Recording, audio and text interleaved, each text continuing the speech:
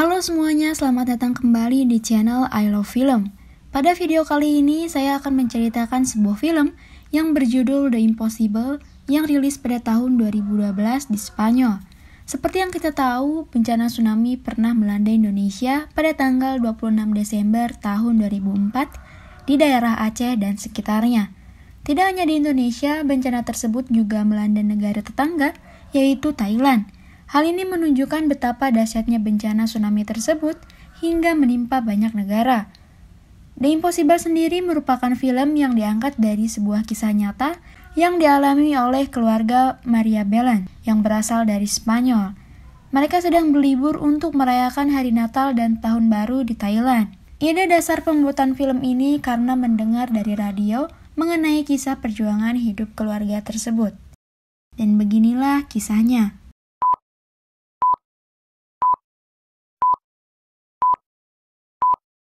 Film dimulai dengan memperlihatkan sebuah keluarga di dalam pesawat yang hendak take off.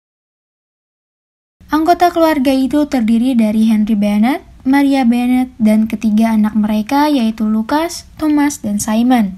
Mereka hendak berangkat ke Kholak, Thailand untuk merayakan liburan Natal pada akhir tahun 2004. Setibanya di Kholak, Thailand, mereka menyewa sebuah villa bernama Orchid Resort Hotel yang lokasinya strategis, terletak tepat di bibir pantai dengan view lautan lepas. Pemandangannya indah dengan suasana yang tropis, termasuk keindahan di bawah lautnya yang mempesona. Hari Natal dirayakan dengan indah oleh keluarga tersebut. Mereka mengadakan makan malam bersama dan mengadakan festival lampion. Serta keesokan harinya, sang ayah membagi-bagikan hadiah kepada anak-anaknya yang membuat mereka gembira. Setelah itu mereka bermain bola di pantai, berenang, dan snorkeling untuk melihat keindahan biota laut di sana. Tak lama kemudian siang berganti malam. Thomas yang tidak bisa tidur pergi ke kamar Henry dan Maria untuk tidur bersama mereka. Di sini Thomas mengajak ibunya keluar untuk melihat bintang, namun ibunya menyarankannya untuk melihatnya besok saja, dan mereka tidur terlelap. Esok pun tiba. Keluarga itu kembali beraktivitas seperti bermain tenis dan bola air. Mereka terlihat bahagia, namun kebahagiaan itu berubah 180 derajat ketika hal-hal aneh mulai terjadi. Burung-burung terbang bergelombol, mati listrik, angin kencang, dan tak lama kemudian terlihat gelombang ombak besar dari kejauhan yang disadari Maria, Lucas, dan yang lainnya. Mereka hendak menghindar, tapi sayang, gelombang besar itu langsung menyapu bersih pesisir pantai, bangunan, pohon-pohon, orang-orang termasuk keluarga Henry Bennett. Air, potong-potongan batang pohon, serta benda-benda tajam yang menerjang dan menusuk tubuh orang-orang di sana. Mereka tersangkut di sebuah pohon. Tak lama kemudian, Lucas terlihat hanyut terbawa arus tsunami. Mereka pun susah payah untuk menyelamatkan diri, namun arus sangat kencang menyulitkan mereka untuk bersatu. Teriakan demi teriakan keluar dari mulut mereka untuk meminta tolong. Tak lama kemudian, air semakin tenang. Arus tidak terlalu cepat, namun tak lama pula, gelombang tsunami susulan menerjang kembali mereka, membanting mereka, hingga kaki Maria tertusuk benda tajam di sekitarnya yang membuatnya luka parah. Sementara Lucas tersangkut di tiang listrik dengan wajah yang penuh luka. Ia memanggil-manggil ibunya, dan disinilah mereka bersatu di atas sebuah pohon kelapa yang tumbang. Tak lama kemudian air mulai surut. Lucas dan Maria menyusuri jalan rerumputan. Dengan luka parah, Maria berusaha payah untuk berjalan. Lalu mereka mendengar suara tangisan anak kecil. Mereka mencari sumber suaranya dan mendapati seorang anak yang masih hidup tertutup di daunan. Anak itu bernama Daniel. Maria, Lucas, dan Daniel. Mereka memanjat sebuah pohon untuk berjaga-jaga jika ada tsunami susulan. Lalu mereka istirahat di atas pohon itu. Tak lama kemudian, mereka mendengar suara warga di sana dan memintanya pertolongan. Dari sini Maria terlihat dibawa ke sebuah perkampungan warga dengan cara diseret. Maria terlihat sangat kesakitan.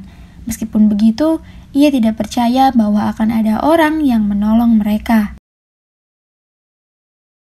Setibanya di sana, semua warga menolong Maria, memberikannya pakaian, dan membawanya ke rumah sakit. Ia dibawa dengan digotong menggunakan sebuah daun pintu.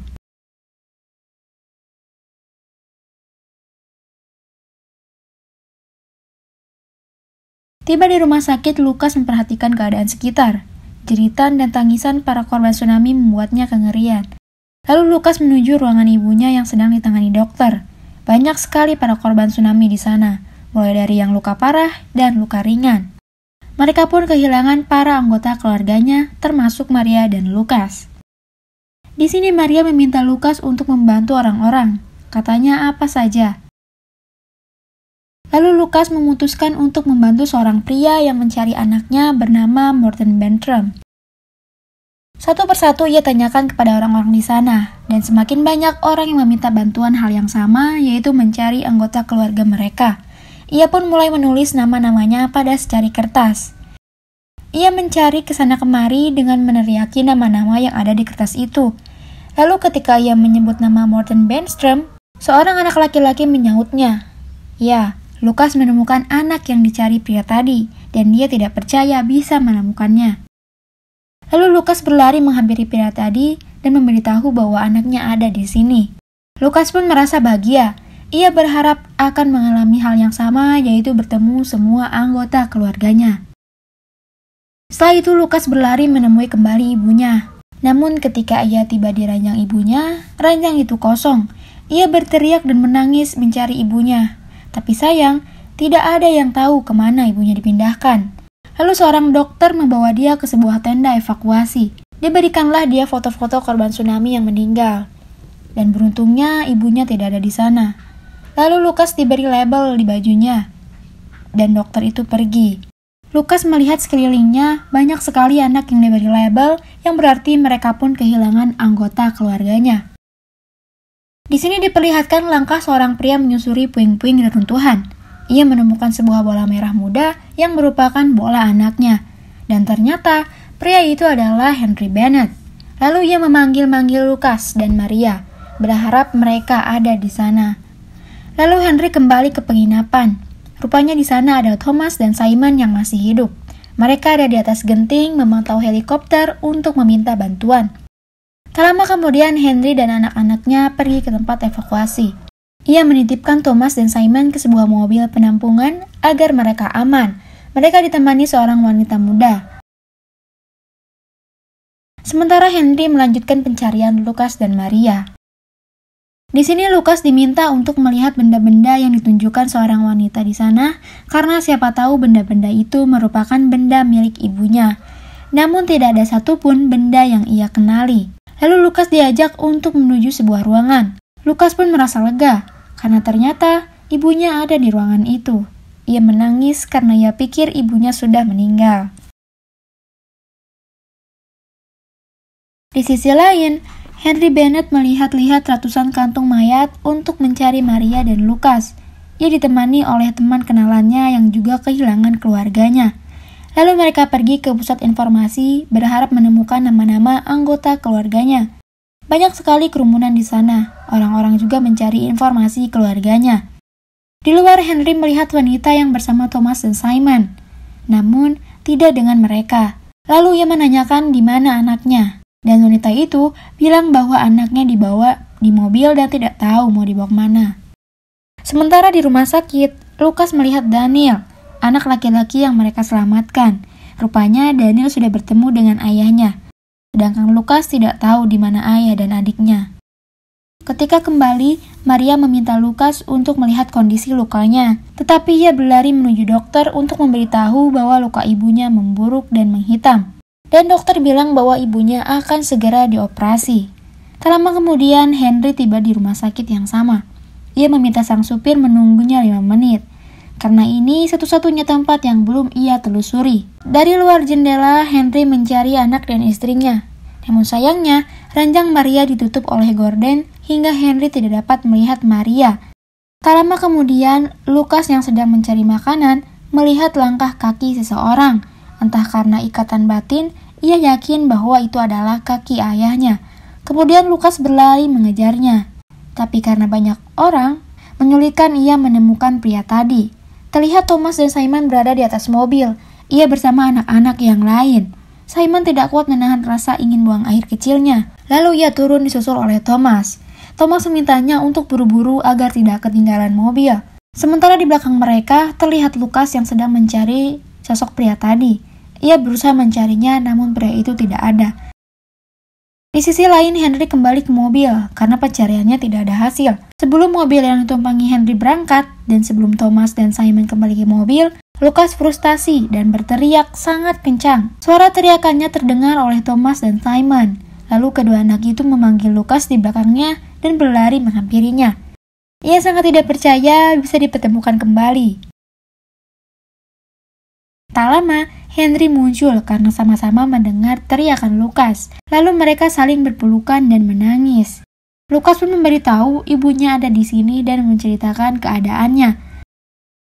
Di sini Maria tidak percaya, ia dikelilingi oleh keluarganya yang lengkap. Namun ia berpikir bahwa ia akan mati karena kondisinya semakin memburuk. Lalu Maria pun dibawa ke ruang operasi. Sebelumnya Maria sangat ketakutan ketika akan dioperasi. Dan selama proses operasi itu, Maria terbayang-bayang akan kejadian tsunami tersebut.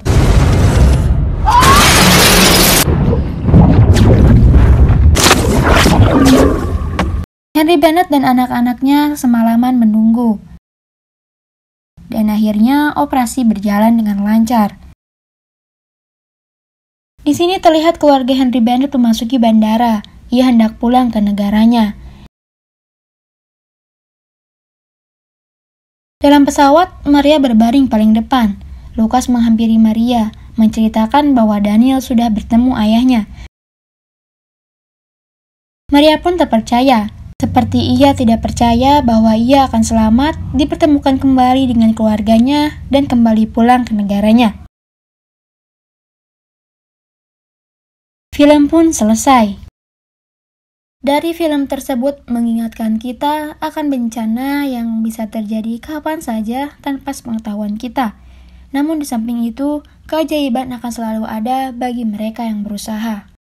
Sebelum mengakhiri video ini, jangan lupa untuk subscribe, like, dan aktifkan lonceng notifikasinya agar tahu update-update video selanjutnya. Terima kasih dan sampai jumpa di video selanjutnya.